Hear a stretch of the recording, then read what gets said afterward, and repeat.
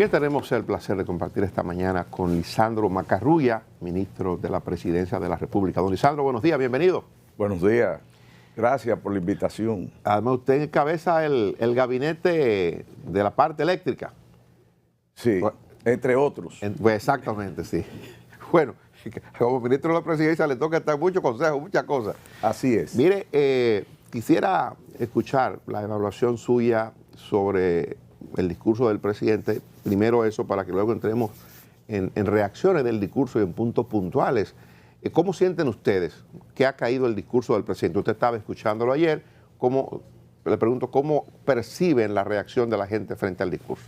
Favorable, muy favorable. Fue un discurso, yo creo que la gente entiende que lo que se expuso ahí son las realizaciones que hemos hecho en un año de ejercicio de la presidencia del presidente Luis Abinader, y lo que se prometió y lo que está en proceso de ejecución ahora son cosas palpables que la gente lo puede evidenciar en cualquier momento.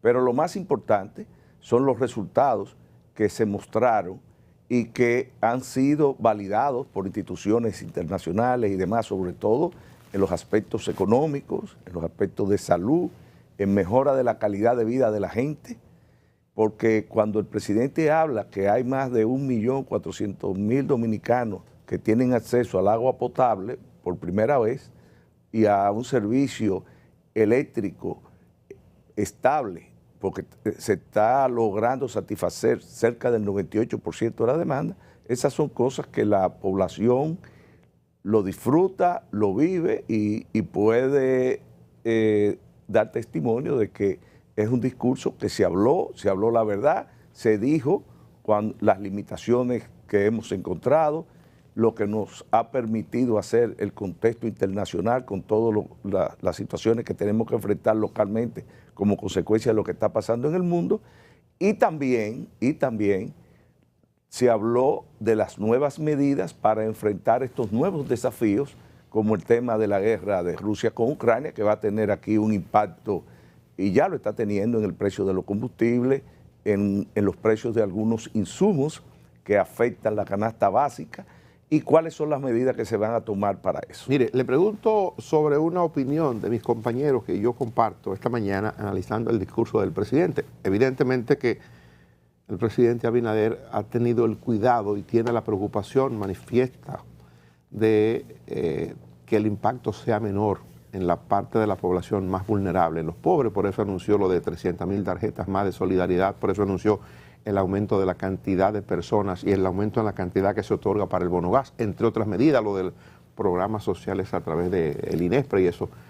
Es evidente que el presidente está preocupado por el tema, pero hay una partecita, hay un colchoncito que es la clase media, que yo me imagino que cuando usted, que es parte del equipo cercano del presidente, se sienta a analizar con él, ¿y qué hacemos con esa gente que nos llevó al poder y que está preocupado por lo que ocurre cuando va al supermercado? ¿Cómo manejar esa parte?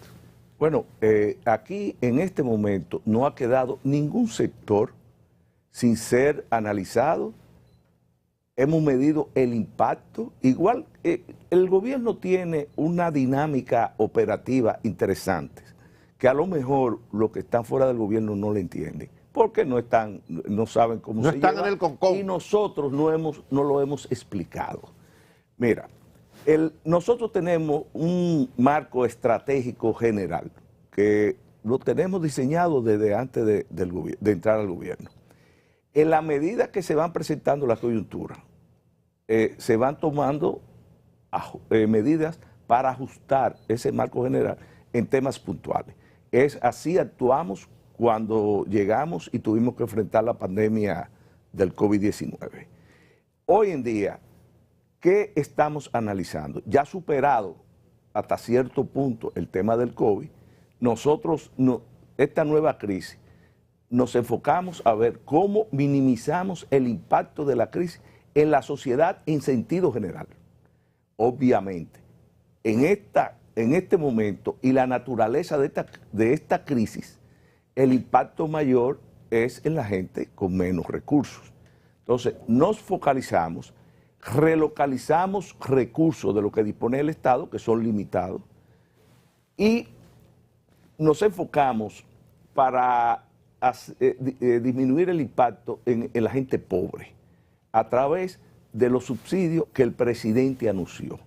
Pero la clase media, que también la analizamos porque no perdemos de vista ese sector de la población, igual que tampoco a los ricos, es como dice el presidente, él gobierna para todos. Entonces, en la clase media, aunque ustedes no lo crean, ellos están recibiendo el subsidio del combustible. El impacto del subsidio en los combustibles es más favorable para la clase media que para los pobres. Si usted analiza el consumo de combustible, incluyendo el gas natural y demás de los pobres, con relación a una clase media es mucho menos. Y el subsidio de los combustibles es un monto importante. Pero también cuando nosotros diseñamos políticas públicas para evitar que las pequeñas y las medianas empresas no sufran un impacto tan significativo que lleguen a desaparecer, como se hizo cuando el COVID y como se está haciendo ahora, también estamos beneficiando a la clase media. Pero también se beneficia a la clase media cuando se mejora la seguridad ciudadana. También se beneficia a la clase media cuando se lleva de un 87% de satisfacción de la demanda eléctrica a un 98%. O sea, aquí hay políticas que permean en todos los sectores de la sociedad. Lamentablemente, y se lo digo porque eso es un mal que venimos arrastrando desde hace tiempo, la clase media es la que más duro carga con, sobre todo, los ingresos, con el aporte tributario. Y un clase media, y esos son cálculos que yo venía haciendo desde cuando estaba en el sector privado, tributa entre impuestos directos o indirectos, cerca del 50% de sus ingresos. Es increíble, pero es así.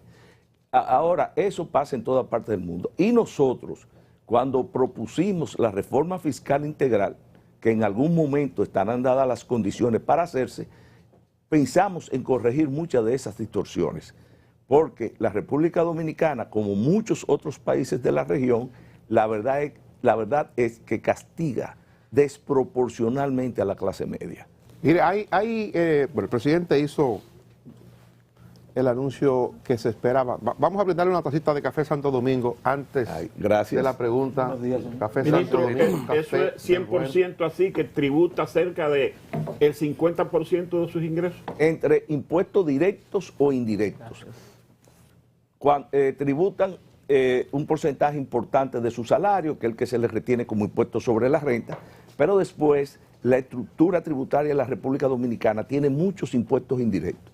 Por ejemplo, el hábito de consumo de un clase media que va una vez a la semana a un restaurante con su familia, que se bebe una botella de vino. Cuando se bebe una botella de vino, la mitad de eso es impuesto.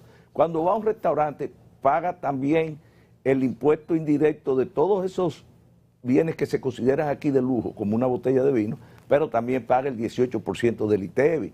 Tiene que, en su casa, y yo lo considero eso como un impuesto indirecto, en su casa tiene que tener una cisterna, tiene que tener seguridad privada, tiene que llevar su hijo a un colegio privado, además de tributar todo lo que tributa directamente. Esa es una clase media cómoda, ministro. Bueno, una clase media, sí, que cómoda. Y yo estoy de acuerdo que con vive en un edificio de apartamentos. Pero yo quiero irme, ministro, discúlpeme, porque yo estoy de acuerdo con su enfoque, es correcto desde el punto de vista del gobierno. Tenemos toda esta política y es verdad. El subsidio a los combustibles es a la clase media también. Entonces, eso es verdad. Pero yo me refiero a esa clase media que apenas salió de la clase media, apenas entró a la clase media ahora y está agarrado ahí de clase media porque no quiere salirse de ahí, ¿verdad? Que la factura del supermercado le subió, que lo que se subía con 5,000 pesos al mes antes, ahora son 7, 8 mil pesos. Y eso va contra su bolsillo de clase media, que es estrecho. A esa clase media, hasta ahora, el gobierno no le ha dado una respuesta ante la crisis. Que sabemos que es externa, sabemos que es importada y todo eso, pero cuando se va a pagar la factura del supermercado, cuando se va a cada cosa a resolverse, es con el bolsillo, ahí no hay posibilidad de justificarlo. O sea, al tipo del colmado que me vendía el botellón antes a 75 pesos, me lo vende a 95 ahora, yo no le puedo decir, mira, papá, que están poniendo en Ucrania, dame una mano ahí. Me lo va a seguir cobrando 95. A ese sector, ministro, hasta ahora el gobierno no le ha dado una respuesta. Oscar, cuando nosotros subsidiamos el precio de los insumos importados, como son el sorgo, el maíz, los insumos para los abonos, estamos beneficiando a la población en sentido general, pero particularmente a la clase media. Lo que yo creo, y yo creo que es justo que nos cuestionen en ese sentido, es en la proporción que debe ser para neutralizar el impacto negativo de eso. Lamentablemente no se puede. Y no pueden hacerlo ni siquiera países ricos. En los Estados Unidos la gasolina está cara. Hay una inflación de 7-8%, la más alta históricamente, quizás 40 años atrás.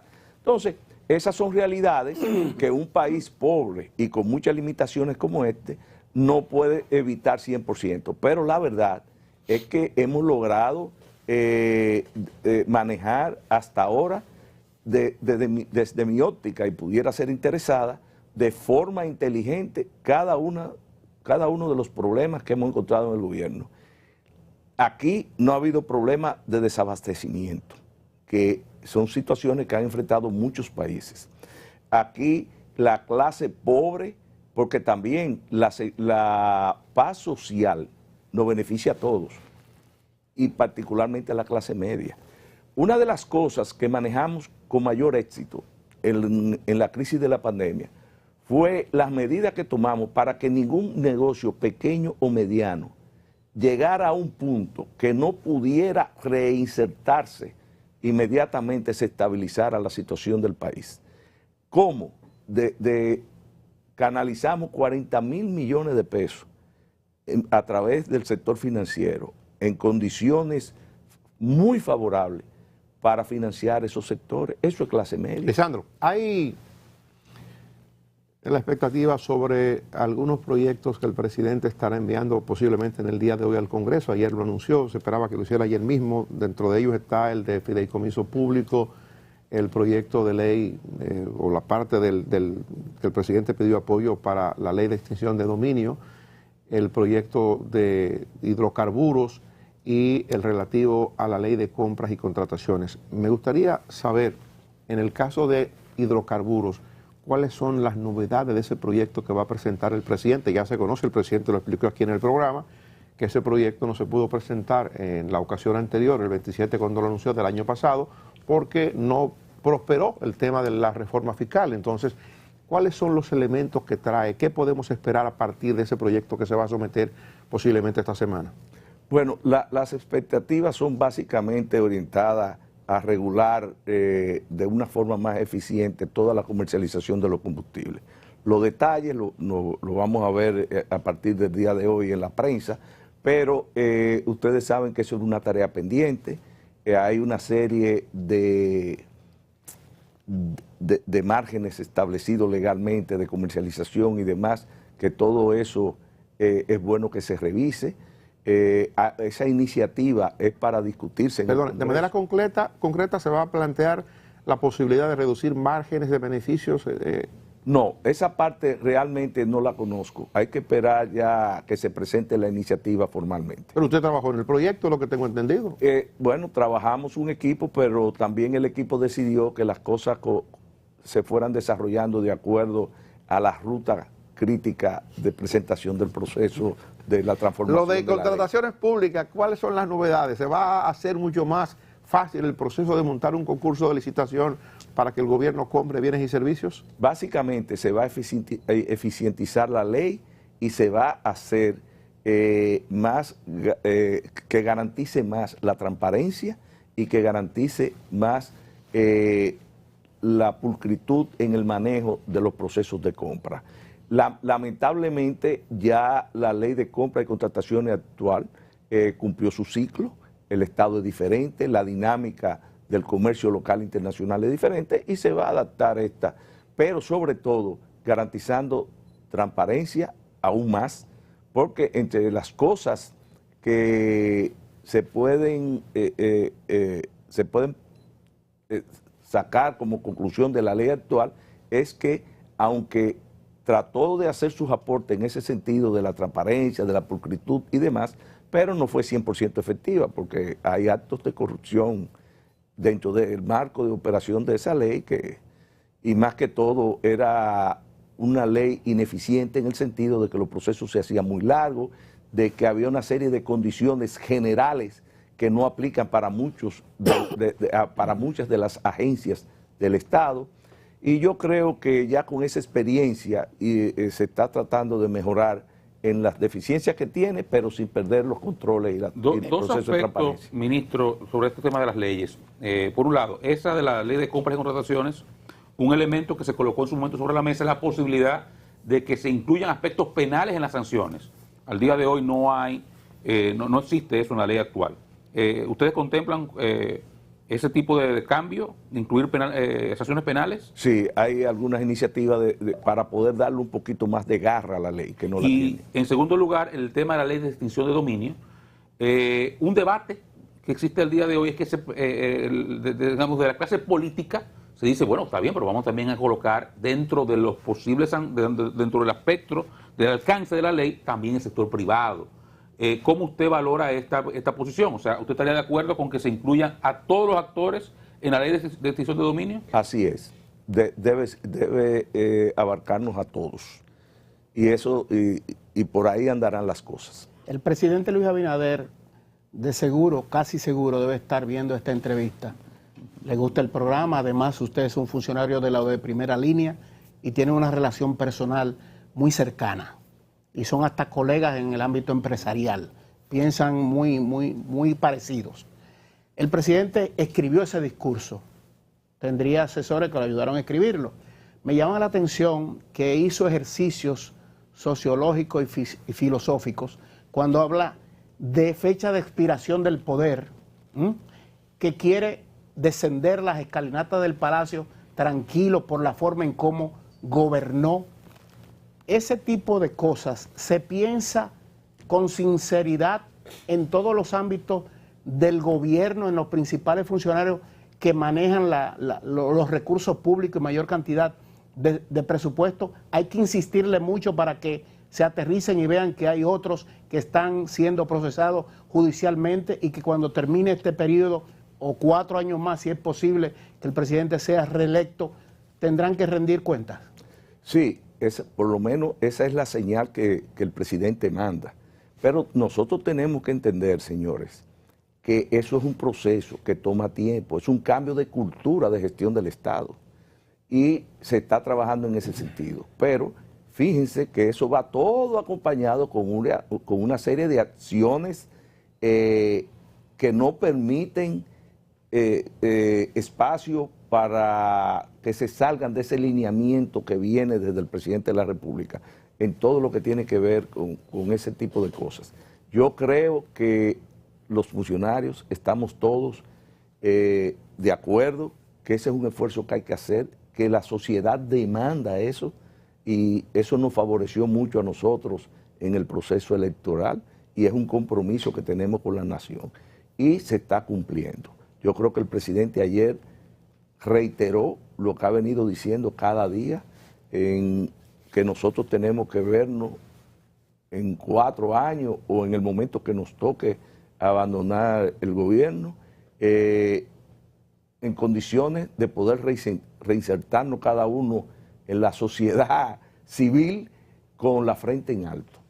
Y él todos los días postula sobre eso. Ministro, quisiera que nos adelantara algo que se esté dando y que uno no sabe en torno al proyecto de contrato de fideicomiso de Punta Catalina. Parece que eso se ha dormido o sigue vivo. No, el proceso de contrato de Punta Catalina sigue vivo, lo que pasa es que se priorizó primero la aprobación de la ley de fideicomiso público que se va a someter hoy o mañana en el Congreso para, dentro de ese marco de la ley, proceder con el fideicomiso Punta Catalina. Mientras se está discutiendo en diferentes escenarios para mejorar la propuesta que habíamos presentado en el Congreso. Hay un debate interesante con respecto a los fideicomisos y ha subido el nivel del debate. Ahora tenemos juristas como Olivo Olivo Huerta, que han hecho verdaderos aportes en el debate, y otros, y la misma oposición. Claro, lamentablemente a veces los opositores políticos salpican un poco con el inmediatismo, con el tratar de desacreditar a los funcionarios, y pierden la esencia de lo que puede ser un aporte interesante. En el caso de este fideicomiso que llamó tanto la atención y se manipularon tantas cosas, yo creo que la lectura favorable del debate es que nos va a permitir tener una ley específica para el fideicomiso público, que no la había. Había una ley general de fideicomiso, y también aclarar muchos conceptos que la sociedad no entiende, porque es un tema muy técnico. Y eso va a quedar explicado de una forma más clara, más sencilla, más llana, y de ahora en adelante no debemos tener problemas. Ay, Lisandro, perdón. Hay, Lisandro, dentro del contrato, dentro del intento del Ejecutivo para que aprobaran el proyecto que se envió de fideicomiso para las termoeléctricas Punta Catalina, hay un punto concreto que ha generado mucha crítica, y le quiero preguntar si en la idea de ustedes en el Poder Ejecutivo se insiste en eso, y es en poner con nombres y apellidos a un comité técnico que va a estar durante 30 años y que va a ser designado por el Congreso de la República. ¿Se mantiene esa determinación? Ahí hay una confusión, Dani. Si te lees completo el documento, no establece que es por 30 años. Inclusive especifica que el Poder Ejecutivo puede, en el momento que lo considere necesario, revocar el decreto, como es el decreto que me nombró a mí también. O sea que, no, pero eso es un decreto, esto es una ley que lo va a aprobar el Congreso de la República, y la ley no la modifica un decreto. El decreto suyo no pasó por el Congreso. Sí, el decreto suyo lo emitió Luis Abinader, no el Congreso. Pero la ley que estaba, porque ya eso se suspendió, la ley que se presentó contemplaba ahí mismo que pueden ser removidos con un decreto. Pero yo creo que lo importante ahora, como ya eso realmente fue suspendido ese proceso, lo importante ahora es concentrarnos en sacar una buena ley de fideicomiso público, porque bajo ninguna circunstancia debemos satanizar la figura del fideicomiso. Desde mi óptica, la figura del fideicomiso agrega transparencia, agrega sostenibilidad a las iniciativas públicas, y la sociedad se puede beneficiar de un buen marco legal del fideicomiso, tanto público y privado, que a partir de ahora se van a tratar de forma diferente. Ministro, brevemente, antes de no acabe el tiempo, ¿cómo va el modelo de los corredores? Que usted sé que su oficina es que está manejando este tema, y cómo lo que se han aplicado hasta ahora, cómo se están manejando, y cuáles nuevos tendremos en breve. Mira, va muy bien. Próximamente vamos a tener el de la Charles de Gaulle, que es sumamente importante, es el más grande que vamos a tener de los... ¿Se va desde el kilómetro 9 hasta la Charles de Gaulle? Eso va desde las Américas hasta... Desde la parada, que se convirtió en un centro cultural, una chabacanería del alcalde. Entonces, el otro sería la Abraham Lincoln.